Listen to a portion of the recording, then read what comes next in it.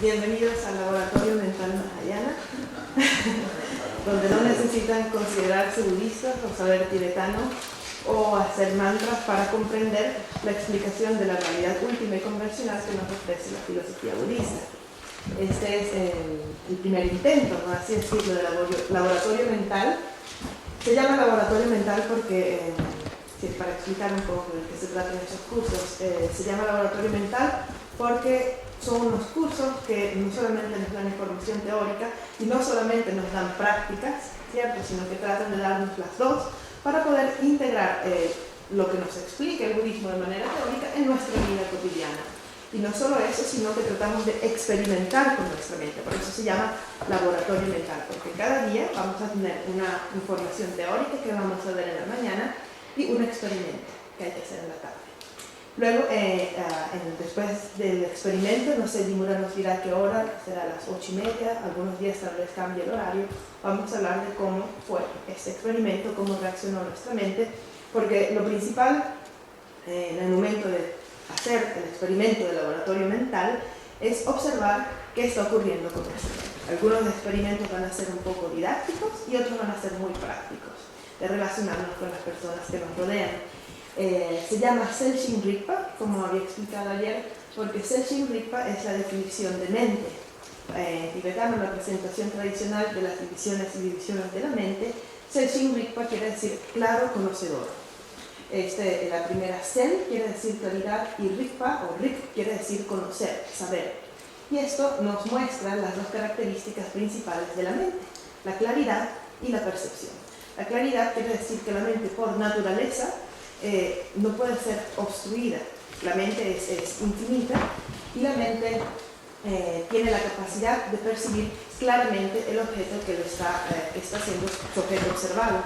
Y Rik o percepción quiere decir que la mente no puede estar separada de su objeto de percepción. Y esto ya nos comienza a dar una idea muy interesante de lo que es la realidad, ¿cierto? Porque la mente es un perceptor, pero no puede existir un perceptor sin un objeto que va a ser percibido. Entonces, estas dos cualidades, percibir, es decir, tener un objeto, y claridad son las dos características principales de lo que llamamos mente, conciencia, que en la filosofía budista es todo un mismo concepto. Alma, mente, espíritu, conciencia, todo eso son simplemente distintos tipos de la energía de la conciencia, que es una energía distinta de la energía material. Entonces, según la presentación tradicional budista, tenemos la energía, la materia, luego tenemos la energía sutil y tenemos la conciencia, o mente, o espíritu, que está conectada con la energía sutil. Entonces, este es el nombre del laboratorio mental, Selshin Rigpa, porque vamos a experimentar con nuestra mente. Vamos a experimentar con nuestra mente. Y el símbolo, estas tres caritas felices, ¿qué significan? Es una carita feliz que está despierta, una que está feliz meditando o durmiendo y una que está feliz muerta también, en la muerte, porque lo que nos enseña el budismo es más que todo una preparación para la muerte.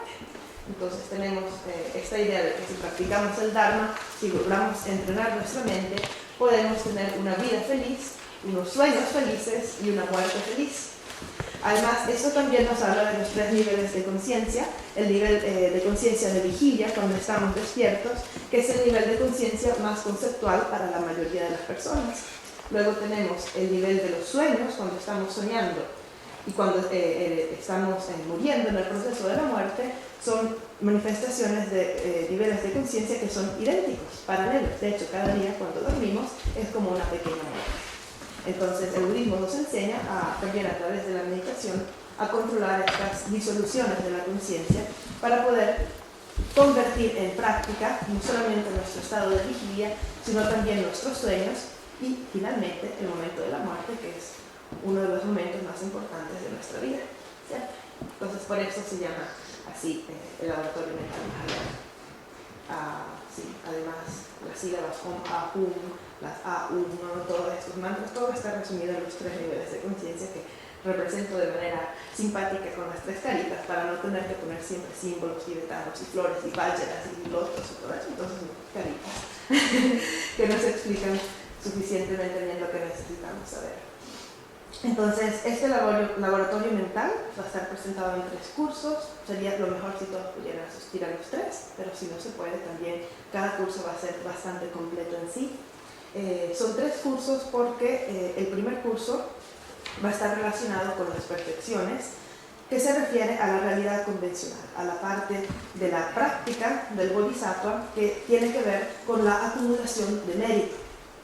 La manera en la cual acumulamos mérito es en relación a los demás, acumulando karma positivo, porque no podemos acumular mérito o karma positivo si no hay otras personas hacia las cuales estamos haciendo acciones positivas, ¿cierto?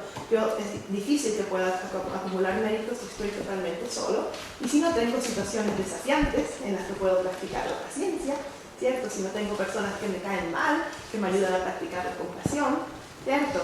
Si no tengo objetos materiales a los que debo renunciar para practicar la generosidad. Entonces, todas estas prácticas que vamos a ver en esta semana, que es la semana de las perfecciones, generosidad, paciencia, ética, esfuerzo, concentración, todas estas son actividades que tenemos que hacer en relación a los demás. Y porque los demás pertenecen en nuestro entorno a la realidad convencional, que también podríamos llamar la realidad tangible o la realidad subjetiva, entonces todas las acciones que hacemos en relación a los demás nos van a llevar a acumular karma positivo o negativo. Y la acumulación de este karma positivo, que nos lleva luego, lo vamos a ver más adelante, al desarrollo del cuerpo, de los cuerpos de forma, los rupakaya del Buda, son el resultado de la acumulación de mérito. Todos estos los vamos a practicar esta semana siguiendo el texto de la Bodhisattva Charyavatara, pues qué mejor texto para hablar de las perfecciones que una guía para la conducta del Bodhisattva. Este es un texto maravilloso, luego voy a explicar un poco más sobre este texto, y se concentra justamente en las 6 perfecciones como modo de práctica para alcanzar la iluminación. Entonces, el primer curso es esto: realidad convencional, perfecciones, acumulación de karma positivo, cómo entrenar nuestra mente para poder sacarle el mejor provecho a nuestra interacción con el mundo que nos rodea, en particular con las personas. Y estas son las primeras 5 perfecciones, porque la 6ª perfección, la perfección de la sabiduría, está más relacionada con la realidad última. Entonces aquí ya podemos ver la división entre realidad convencional y realidad última que nos enseña la filosofía budista. Dijimos que la realidad convencional es la realidad tangible que podemos percibir, o la realidad subjetiva, mientras que la realidad última sería el modo de existencia verdadero de los fenómenos. Podríamos también hablar de realidad convencional y última como apariencia y verdad, ¿cierto? Tenemos la apariencia, que es lo que percibimos, la realidad tangible es la apariencia, y la realidad última es el verdadero modo de existencia de esa apariencia. ¿Cómo existe esa realidad subjetiva? ¿Es real? ¿Es irreal? ¿Es engañosa? ¿Cambia? ¿Es permanente? ¿Es impermanente? Y la explicación de esta existencia es su no existencia, curiosamente.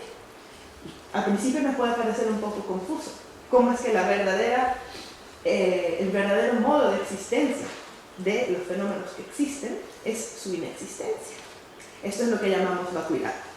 Por eso, la 6ª perfección, la perfección de la sabiduría, va a ser todo el segundo curso, va a ser la explicación de la realidad última, y por eso se llama un recorrido filosófico para establecer la realidad, porque vamos a recorrer todas las escuelas filosóficas contemporáneas del Buda, cuando estaba la filosofía del Buda, todas estas escuelas, tanto no budistas como budistas, que debatían entre ellas para establecer qué es la realidad.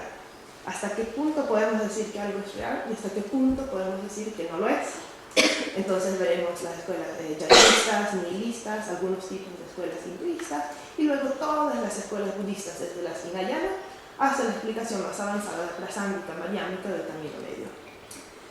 Y eso es lo que va a ser más o menos el curso. El tercer curso, cuando ya tengamos una idea bien fuerte, pues, de la realidad convencional y de la realidad última, vamos a ver qué es la mente, qué es la causa de todo, ¿cierto? Es lo que nos está produciendo, lo que está creando este mundo ilusorio en el que vivimos, y por eso se llama ¿qué es la mente? El verdadero lugar que habitamos. Que creemos vivir en un lugar físico, creemos vivir en nuestra casa, en un país, etc., pero en realidad estamos viviendo dentro de nuestras percepciones.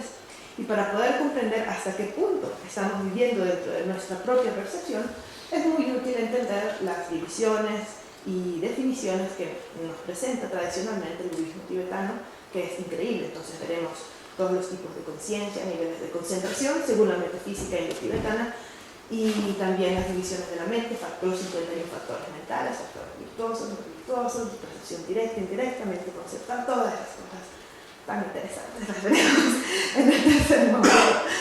Sí, y bueno, pero comencemos hoy con la realidad convencional, las 6 perfecciones.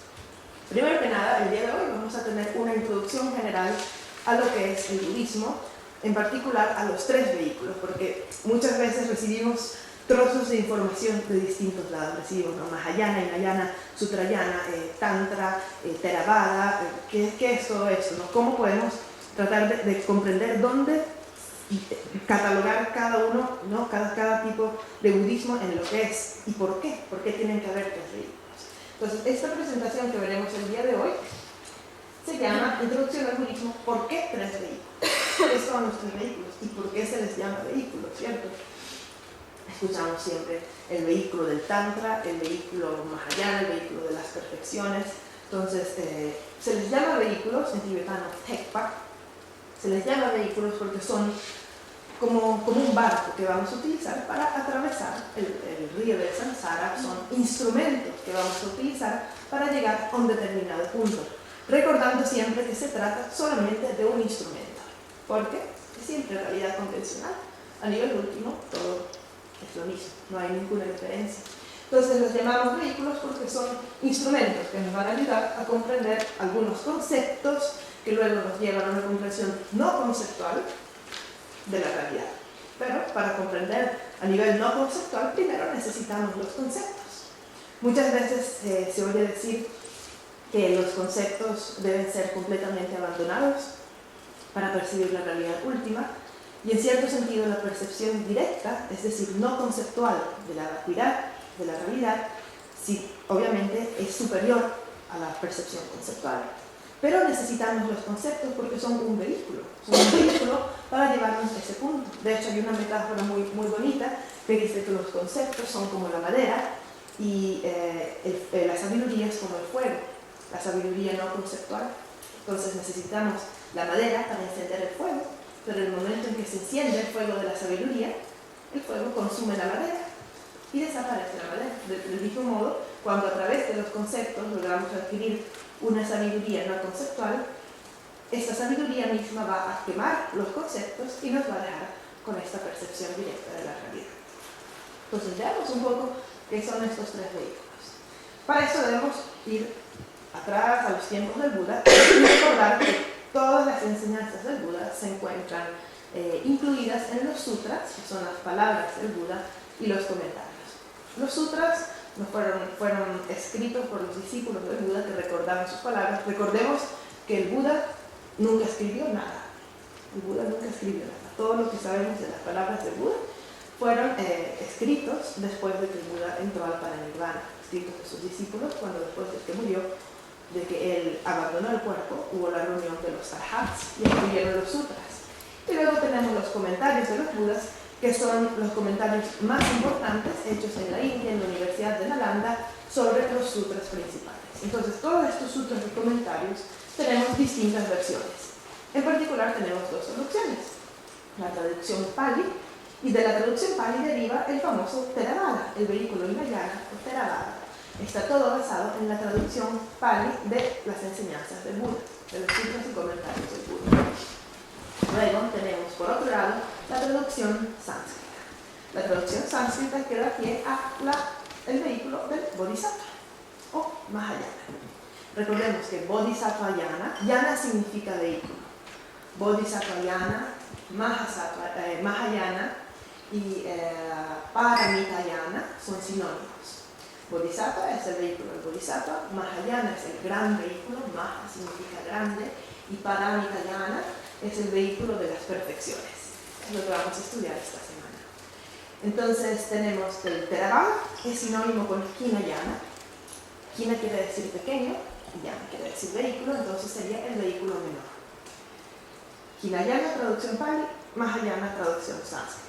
todos los países donde se practican los votos de liberación individual siguen solamente, ¿cierto? Si los votos de bodhisattva o los votos tántricos siguen la tradición Theravada. Estos son, por ejemplo, Sri Lanka, bueno, el budismo de la India de hecho es Theravada, solo que luego llegó el budismo tibetano también a la India, pero originalmente es Theravada. Algunos lugares de Vietnam también, Myanmar, Tailandia, todos estos países tienen budismo Theravada, mientras que el budismo tibetano, el budismo chino, algunos tipos de budismo de Vietnam también son Mahayana, el budismo coreano y Zen también es Mahayana, en teoría, ¿no? Porque ellos dicen que son Mahayana, pero luego el budismo Mahayana les dirían que no son Hinayana, pero no importa. Entonces, esas son las dos ramas principales para poder comprender los tres vehículos. Tenemos traducción Pali, Hinayana, traducción sánscrita, Bodhisattvayana o Mahayana. Aquí está, Hinayana, Mahayana. Ahora, ¿sobre qué filosofía se basa esta división de los vehículos Hinayana y Mahayana? Todo lo que está traducido en Pali también se puede ser traducido en sánscrito, pero algunas de las enseñanzas que están en la traducción sánscrita de los sutras y comentarios del Buda no están traducidos en Pali. Por eso decimos que el Mahayana incluye todo lo que está en el Hinayana y además incluye los sutras particulares del Mahayana que la escuela Hinayana no practica. La filosofía que siguen, porque tenemos que hacer una distinción entre lo que es la filosofía y la práctica, ¿cierto? Los que siguen la tradición Pali siguen las dos primeras escuelas del budismo, que son la escuela Vaibhashika y la escuela Sutrántica. Sutrántica o Sutrántica, también le dicen. Estas son las dos primeras escuelas filosóficas del budismo, de la filosofía budista, y son las más básicas. Luego veremos un poco las diferencias. Mientras que en la escuela Mahayana tenemos la escuela Chittamatra, de solo mente, y la escuela Madhyamika, que es el camino medio. Vaibhashika, particularistas, Sutrántica, seguidores de los sutras, Chittamatra, solo mente, y Madhyamika, el camino medio. ¿Cuál era la primera pregunta? Vaibhashika, particularistas. Pero no importa mucho el nombre. Entonces, estas son las escuelas filosóficas sobre las cuales se basan la filosofía hinayana y la filosofía mahayana. Hay varios aspectos que son contradictorios en las escuelas, pero no debemos preocuparnos demasiado porque simplemente la razón por la cual el Buda dio tantas enseñanzas que pueden parecer contradictorias es porque se adaptan a distintos tipos de mente. O incluso se pueden adaptar a la misma mente en un determinado periodo. De repente, hoy yo necesito estudiar una enseñanza Theravada porque necesito practicar la renuncia, pero mañana necesito practicar la compasión, entonces estudio un sutra Mahayana. Es decir, no tenemos que enfocarnos solo en uno y decir que ese es el verdadero, porque todos son verdaderos y ninguno lo es a nivel último, entonces no tiene importancia. Y aquí entramos a la división Sutrayana y Tantrayana que tanto oímos. Sutrayana, ya sabemos que yana quiere decir vehículo, pues tenemos el vehículo del sutra y el vehículo del tantra, que también se llaman el vehículo gradual, Sutrayana, y el vehículo veloz, que es el Tantrayana. Ahora, en realidad, todo el Hinayana también es Sutrayana. Todo el Hinayana pertenece al vehículo del sutra, porque no existe la práctica del Tantra en el vehículo Hinayana.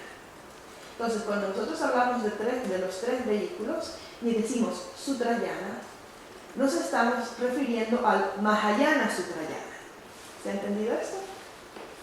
Todo el Hinayana es Sutrayana porque no hay Tantra.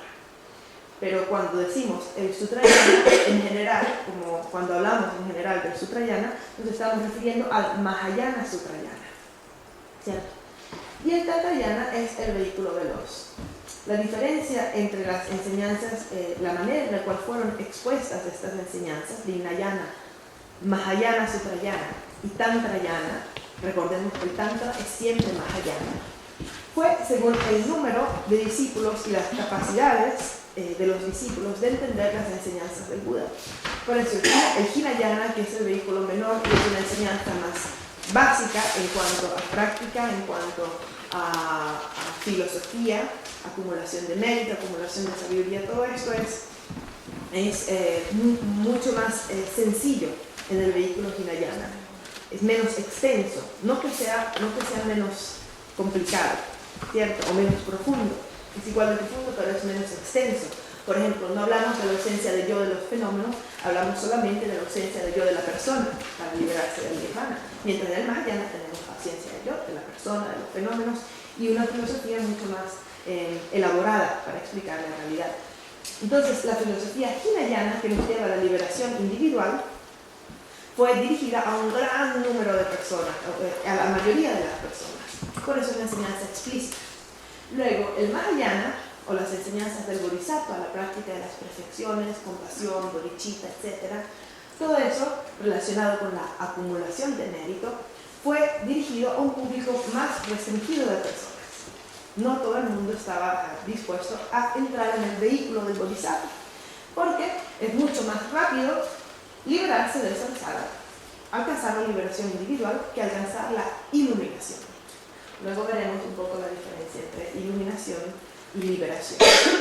Y aún más, luego tenemos el vehículo del Tantra, que es el vehículo secreto, también se llama el vehículo del mantra secreto, ¿cierto? Y es el vehículo que fue explicado o transmitido a un número extremadamente reducido de personas. De hecho, se dice que al mismo tiempo, cuando el Buda estaba enseñando la segunda rueda del Dharma, la rueda sin características, el Sutra del Corazón, en la montaña del Pico de los Buitres, simultáneamente, él estaba allí con su cuerpo de Nirmanakaya, es decir, con su cuerpo burdo, el que vemos en los dibujos del Buda, y al mismo tiempo una emanación de Susambodakaya en forma de Buda Vajradhara se encontraba dando la enseñanza del Tantra en Amaradhara, dando la transmisión de las enseñanzas tántricas. Entonces, las personas que podían percibir la enseñanza tántrica eran personas de un altísimo nivel espiritual, porque era una enseñanza que ni siquiera estaba siendo dada a nivel físico, material, sino que podían solamente percibir Vajradhara dentro de sus mentes. Entonces es obvio que era dirigida para un público muy reducido y muy avanzado a nivel espiritual. Entonces, estos son los tres vehículos. Cuando hablamos de los tres vehículos, Hinayana, nos referimos al Theravada, Sutrayana, Mahayana, cuando decimos Mahayana, es Mahayana Sutrayana. Cuando decimos Tantrayana, nos referimos solo al vehículo del Tantra, pero no olvidemos que el Tantra también es Mahayana. Todas las enseñanzas tántricas se basan en la enseñanza Mahayana, porque la única motivación para practicar el vehículo veloz, el único sentido de alcanzar la iluminación rápidamente es por compasión a los seres, porque no podemos soportar el sufrimiento de los infinitos seres y necesitamos un método más veloz de alcanzar la iluminación.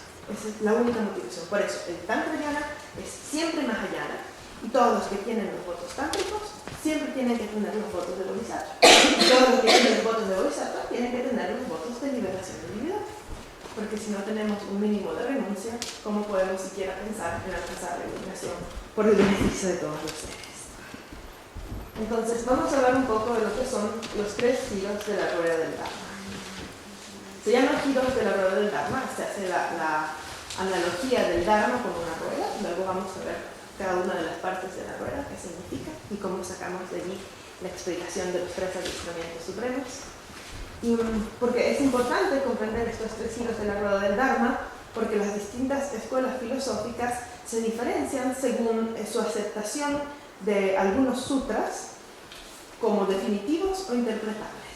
Entonces, algunas escuelas creen que la escuela Hinayana acepta la primera gira el primer giro de la rueda del Dharma como significado definitivo, y algunos Mahayana creen que es un significado interpretable. Ahora, esto es muy complejo y tiene que ver con detalles de la filosofía, pero vamos a verlas de todas formas. Primera rueda del Dharma. Recordemos que esta división de primera, segunda y tercera no es exactamente una división cronológica, son simplemente tres categorías, y según el tema que tienen estas tres enseñanzas, todos los sutras y los comentarios de las enseñanzas del Buda se identifican, ¿no? se catalogan dentro de una de estas tres ruedas del Dharma. ¿Está todo claro hasta ahora? ¿Alguna pregunta? Bastante información, pero yo creo que está bastante claro. Entonces, la primera es la de las 4 nobles verdades, que todos hemos escuchado. La rueda de las 4 nobles verdades es aquella en la cual el Buda explicó el origen, la causa, el sendero y la cesación del sufrimiento. Sí, el sufrimiento, su causa, su cesación y el sendero hacia la cesación. La segunda rueda del Dharma se llama la rueda del Dharma sin características. ¿Y por qué se llama sin características? Se llama sin características porque son todas las enseñanzas que tienen como objeto principal la realidad última o la vacuidad. Entonces, todas las enseñanzas que de manera explícita nos están explicando la inexistencia intrínseca de los fenómenos están incluidas dentro de la rueda del Dharma sin características. Entonces surgió la tercera rueda del Dharma porque algunos discípulos le dijeron al Buda: Buda, en la primera rueda del Dharma dijiste que las cosas existen, dijiste que el samsara existe, que el nirvana existe, que las personas existen, pero en la segunda rueda del Dharma dijiste que nada existe, que todo es ilusorio, que nada existe a nivel último. Entonces, ¿cómo es? ¿Existen o no existen? Entonces, el Buda enseñó la tercera rueda del Dharma, que por eso se llama la rueda de la perfecta diferenciación. Ahora, hay distintas interpretaciones sobre esto. La escuela prasángika madhyamika no acepta que se trate de una diferenciación entre lo existente y lo inexistente, porque para la escuela prasángika madhyamika todo es igualmente inexistente, pero las otras escuelas, antes del prasángika, hasta Swatántrika Yogacara madhyamika, que es la escuela anterior a la escuela de las consecuencias, dicen que en la tercera rueda del Dharma el Buda explicó las 3 naturalezas. Son naturalezas que existen y que no existen. Entonces, el Buda nos habla en la tercera rueda del Dharma sobre cómo los objetos imputados, los conceptos, no existen de verdad. Eso se llama naturalezas imputadas. Como las naturalezas dependientes, que son todos aquellos objetos que surgen debido a causas y condiciones y que son compuestos, impermanentes, tampoco existen de verdad. Y como la realidad última, sí existe de verdad. Ahora, hay distintas interpretaciones, también según las distintas escuelas. Algunos dirán que los fenómenos permanentes sí existen, otros dirán que no existen, pero lo más importante, lo que más nos importa de la tercera rueda del Dharma es que se habla de la naturaleza búdica y de la naturaleza de la mente. Entonces, esto es como el contenido principal de la tercera rueda del Dharma: 3 naturalezas y Tathagata Dharma o naturaleza búdica. Por eso también los 3 cursos que vamos a ver están relacionados, el primero con la realidad convencional, el segundo con la realidad última, solo sobre la vacuidad, y el tercero con la naturaleza de la mente y los niveles de conciencia. Entonces, este es el contenido de los 3. El primero contiene las 4 nobles verdades, el segundo las enseñanzas sobre la vacuidad, y el tercero las 3 características y la naturaleza búdica. 3 características o 3 naturalezas, porque también, bueno, eso lo veremos en el segundo curso. El Mahayana tiene... Prasángika tiene una interpretación muy particular de las 3 naturalezas, que es distinta a los demás, pero ahorita no vamos a ver esto. Entonces, la primera rueda del Dharma es seguida, es aceptada por ambos, Hinayana y Mahayana, y las escuelas Hinayana consideran que las 4 nobles verdades tienen un significado definitivo, es decir, que puede ser tomado al pie de la letra, todo lo que está explicado en los sutras que pertenecen a la primera rueda del Dharma. Mientras que las escuelas mahayanas dicen que se trata de un significado interpretable. Esto es por las distintas explicaciones sobre la vacuidad que dan en la primera rueda del Dharma. De hecho, no se habla ni siquiera de vacuidad en la primera rueda del Dharma, se habla de ausencia de yo de la persona. Eso es porque el concepto de vacuidad como tal solamente comienza a surgir a partir de la escuela de solamente, Chittamatra, en la filosofía mahayana. Luego, las distintas escuelas mahayanas, algunas consideran de significado interpretable y algunos consideran de significado definitivo estas 2, la segunda y la tercera, dependiendo de la escuela. Okay. Ahora vamos a ver qué es lo que define a una filosofía como budista. Para poder una filosofía o una escuela definirse a sí misma como perteneciente a la filosofía budista, necesita cumplir los 4 sellos. ¿Han oído hablar de los 4 sellos? ¿Sí? No hemos oído de los 4 sellos. Bueno, esto es muy bonito y muy importante porque A veces uno cree que para ser budista tiene que llevar una mala o tiene que hacer el refugio 3 veces al día o postrarse ante un altar, etcétera, etcétera. Pero en realidad lo que los define como budistas es si entendemos y aceptamos los 4 sellos. Eso es todo, es muy sencillo. Y son, yo diría, bastante razonables. Yo creo que si todas las personas conocieran los 4 sellos, se darían cuenta de que son budistas, de que siempre lo fueron y simplemente no se habían dado cuenta. Entonces estos son los 4 sellos que son la base de la filosofía budista. El primero nos dice, todos los fenómenos compuestos son transitorios.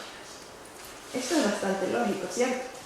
Esto quiere decir que todos los fenómenos que están sujetos a causas y condiciones y que son impermanentes, no solamente en el sentido de que van a perecer, de que se van a destruir, sino también en el sentido de que cambian instante tras instante, son transitorios. Transitorios quiere decir que no son inmutables y que en algún momento van a dejar de existir o se van a transformar en otro fenómeno.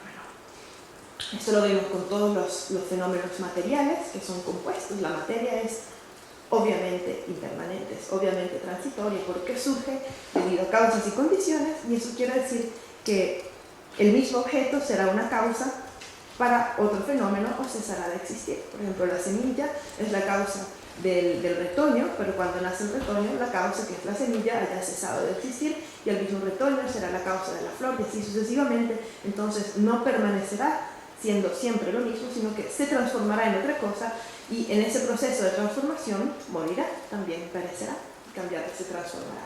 Entonces, este concepto que los fenómenos compuestos son transitorios es bastante fácil de entender cuando hablamos de los objetos materiales, pero puede ser un poco difícil de entender cuando hablamos de energía o cuando hablamos de la mente, ¿cierto? Porque una cosa particular también del budismo es que dice que la mente es impermanente, mientras que otras filosofías proponen la conciencia mental como aquello que es siempre permanente, que permanece de una vida a otra inmutable. Entonces el budismo diría, ¿no? También la mente o la conciencia es un fenómeno compuesto porque está compuesto por una sucesión de instantes. No podemos señalar la conciencia como una cosa sólida, sino como un instante que es el resultado del instante precedente y que al mismo tiempo es la causa del instante siguiente. Entonces, esa sucesión ininterrumpida de instantes es lo que llamamos conciencia, y obviamente también es transitorio, es impermanente. No porque vaya a cesar o porque se vaya a acabar, sino porque se va a transformar desde un tiempo sin principio hasta la iluminación. Siempre se va a estar transformando la conciencia. Entonces, este es el primer sello. Se les llama sellos porque son definitivos. La razón por la que se dicen los 4 sellos es porque un sello es, después de esto no hay más nada, pues. Y algo que lleva un sello también significa que es auténtico. Entonces, por eso se llama sello, porque son auténticos y no hay más nada. Es decir, no hay discusión más. Es así, punto. Claro, como conclusión de todo el debate que viene antes de establecer los 4 sellos. El segundo sello. Todos los fenómenos contaminados son sufrimiento. Entonces aquí tenemos otro concepto clave. ¿Qué es un fenómeno contaminado?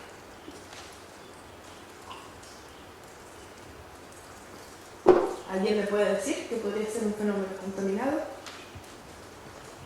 Algo que é usado e interpreta outra coisa, contaminado com a interpretação de uno. Contaminado con la interpretación de uno. ¿Más? Tiene interpretación, tiene una proyección mental. Proyección mental. ¿Algo que genera sufrimiento a otros seres sintientes? También, sí, son todas cosas que se asocian con los fenómenos contaminados. Podríamos hablar de un fenómeno contaminado por asociación o por observación. Esto quiere decir que todo fenómeno contaminado, al ser nuestro objeto de observación, hace que se incrementen nuestras aflicciones mentales. Es decir, que se incrementa nuestra ignorancia, nuestro deseo y apego, nuestro odio y aversión, nuestra envidia. Todos estos objetos se consideran contaminados, no por el lado del objeto, porque el objeto es inocente, sino por mi propia percepción errada del objeto. Entonces, por eso los llamamos objetos contaminados. Porque, dijimos, por observación, contaminado por observación, o por asociación. Asociación se refiere a los tipos de mente negativas, que cuando estamos asociados, cuando nuestra conciencia está asociada con una mente negativa, entonces hace que aumenten nuestras aflicciones. Por ejemplo, la rabia sería un fenómeno contaminado, no por observación, sino por asociación, porque cuando estamos asociados a la energía negativa de la rabia, entonces esto nos contamina, que quiere decir que hace que se incrementen nuestros estados mentales negativos. Entonces vemos un fenómeno contaminado, es un fenómeno que hace que se incrementen nuestras aflicciones mentales, ya sea por observación o por asociación. ¿Está claro? También lo que significa asociación y observación, ¿cierto? Entonces, los fenómenos contaminados son sufrimiento. ¿Qué ocurre entonces? Que todos los fenómenos son sufrimiento prácticamente, ¿cierto? Porque mientras nuestra mente esté contaminada con la ignorancia, todos los fenómenos que percibimos en la realidad convencional van a estar contaminados. Y luego entenderemos por qué la escuela Mahayana y Hinayana le da una interpretación particular a estos dos sellos. Pero bueno, la escuela Mahayana dice que todos los fenómenos contaminados son sufrimiento. Son contaminados porque incrementan nuestra ignorancia y nos atan aún más al samsara.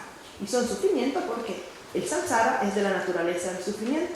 Entonces, mientras más tengamos aflicciones e ignorancia, más vamos a continuar perpetuando el sufrimiento.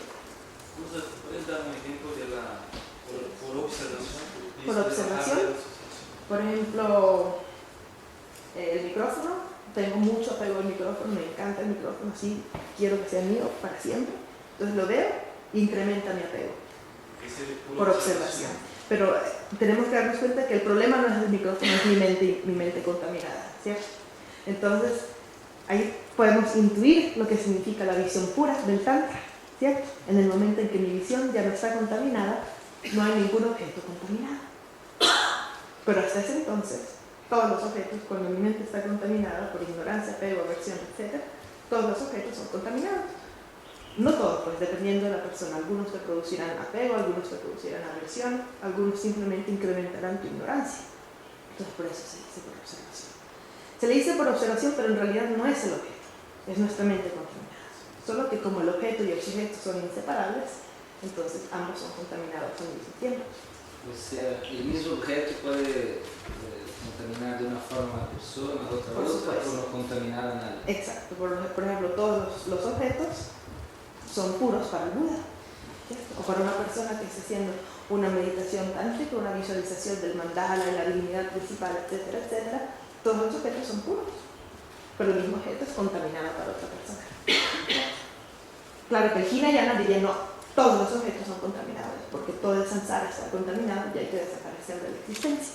Ahora vamos a ver un poco la diferencia también entre Hinayana y Mahayana. El tercer sello, todos los fenómenos carecen de existencia intrínseca. Este es yo diría el más importante de todos los conceptos budistas que nos diferencian de las escuelas no budistas.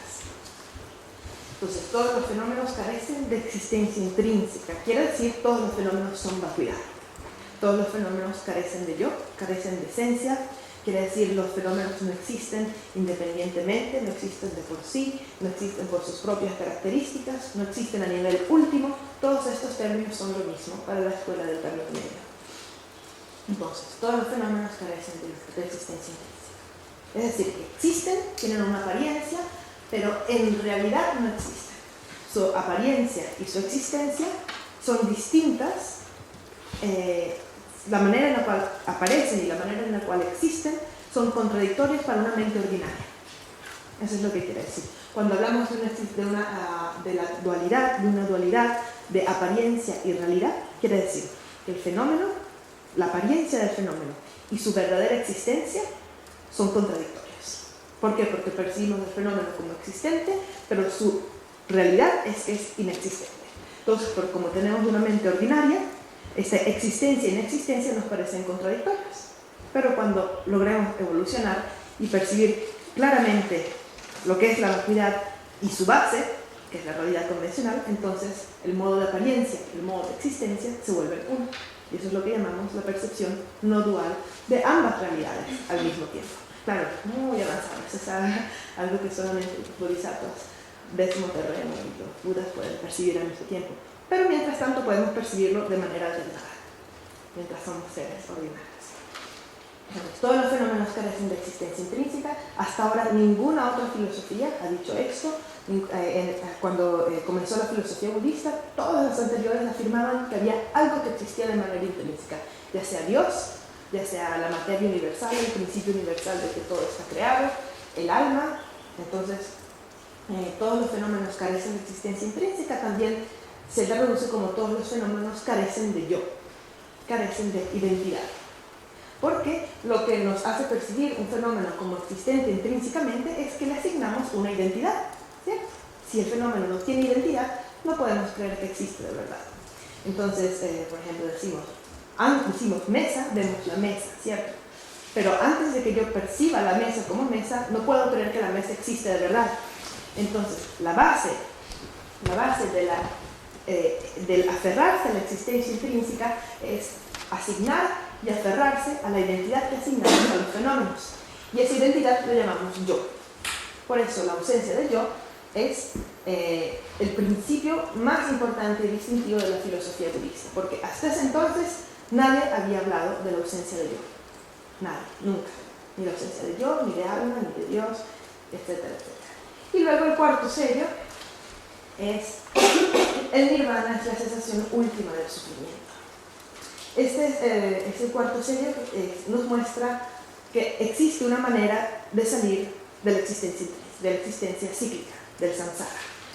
Hay, hasta entonces, antes del budismo, algunas escuelas decían que no existe la liberación, ¿cierto? Que no existe la cesación del sufrimiento, o que llaman liberación a algo que no era liberación, como por ejemplo ascender a estados elevados de concentración y entrar en los reinos de los devas, o unirse a Brahma y a todas estas divinidades hinduistas.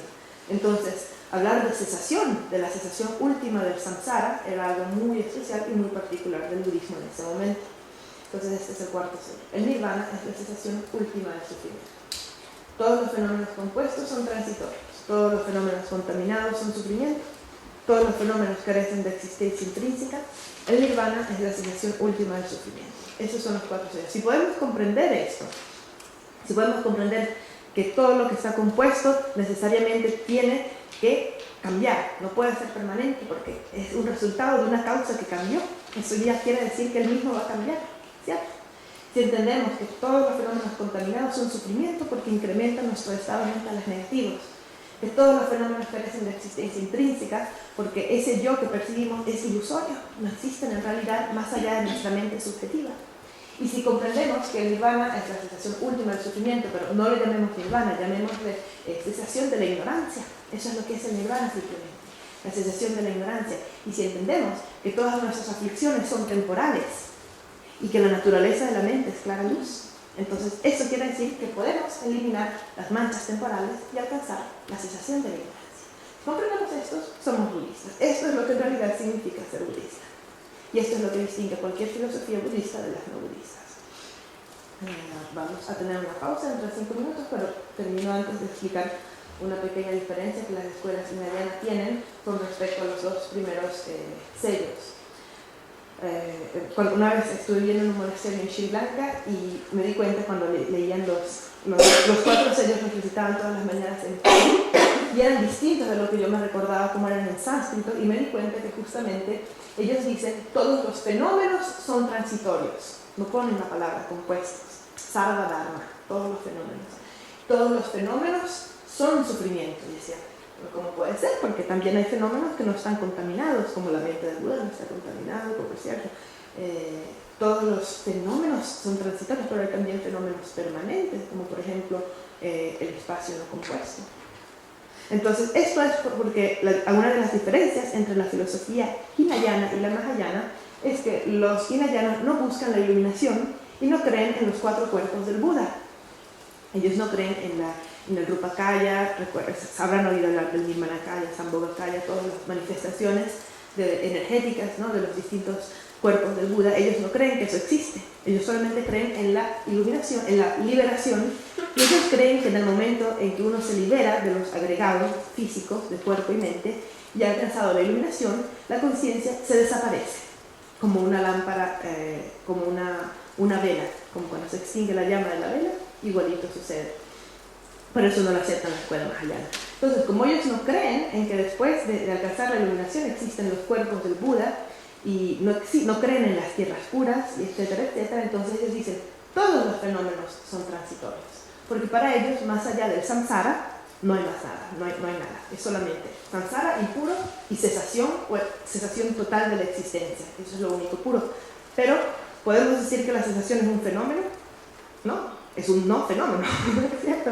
Es la cesación, es la no existencia. Entonces, por eso ellos dicen, todos los fenómenos son transitorios y todos los fenómenos son sufrimiento. Porque para ellos la cesación no es un fenómeno. Bueno, vamos a tener un break, ¿no? Por media hora y luego seguimos con la explicación. Volvemos a las 11:30. ¿A las? 11:30. 11:30. Ok. ¿Hay preguntas hasta ahora? Antes del break. ¿Mucha información? Sí. Mira. Del primero, ¿cuáles fenómenos no serían compuestos? Eso depende de las escuelas. Hay muy pocos fenómenos que no están considerados compuestos, principalmente los negativos, los fenómenos negativos que las escuelas hinayana no aceptan como fenómenos, pero el Prasangika Mayánica sí los acepta. Por ejemplo, cesación. La cesación no es compuesta, porque ¿de qué? ¿Cómo puede estar compuesta la cesación? También fenómenos permanentes. Lo opuesto de compuesto es permanente. La definición de compuesto es algo que está sujeto a surgir, permanecer y perecer. Todo lo que no está sujeto a nacimiento, existencia y muerte se considera permanente. Y esto puede ser algunos conceptos. Por ejemplo, conceptos abstractos, como la impermanencia. ¿Cómo puede ser esto transitorio? Si sabes, es como una idea muy abstracta. También el espacio no compuesto. Algunas escuelas creen en la existencia del espacio compuesto y espacio no compuesto. Un ejemplo del espacio compuesto sería, por ejemplo, si yo termino de tomarme el agua y vacío el vaso, yo creo un espacio. Entonces, ese espacio es un resultado. Pero el espacio como dimensión en la que todo existe es no compuesto, porque es permanente e inmutable. Y nada lo puede obstruir, nada puede detener el espacio. No puede estar confinado a un espacio, a una dimensión, a una barrera, no. Entonces, por eso se dice que es permanente. El espacio no compuesto. También algunas escuelas proponen como fenómenos no compuestos tienen el átomo unidireccional no compuesto. Eso lo veremos en la segunda semana, que es muy raro también. El instante indivisible de conciencia. Hay muchas cosas extrañas así. Pero principalmente el tiempo. El tiempo también es no compuesto. El concepto del tiempo, que en realidad el tiempo no existe, ¿cierto? Conceptos abstractos. También les dicen el cielo. También algunas escuelas dicen que el cielo es permanente. Algunas escuelas dirían que el cielo no es permanente porque tiene partes, ¿no? La parte derecha, izquierda, el cielo de ayer, el cielo de mañana, ¿cierto? Entonces el cielo también está cambiando. Pero yo lo único que propondría de verdad como permanente sería el espacio no compuesto, la dimensión en la que todo existe, y los objetos negativos, como la no existencia de algo, la cesación, también la vacuidad es permanente. A pesar de que la vacuidad comienza a existir en el momento en que existe un fenómeno que está vacío de existencia intrínseca. Por ejemplo, yo no puedo hablar de la vacuidad del micrófono sin el micrófono. Entonces, si el micrófono deja de existir, también deja de existir su vacuidad. Pero podríamos decir que la vacuidad es impermanente. Podríamos decir que la vacuidad es un producto, ¿no? Porque es algo abstracto. ¿Ya? Hay distintas opiniones sobre lo que es permanente. ¿Alguna otra pregunta? Bueno, tenemos media hora para pensar más preguntas después del break. Una última recomendación. Si tienen preguntas o van a hacer algún comentario, simplemente que levanten la mano, que vamos a aprovechar que estamos grabando, entonces para que queden todas las opiniones, sugerencias y preguntas grabadas. ¿Sí? Muchas gracias.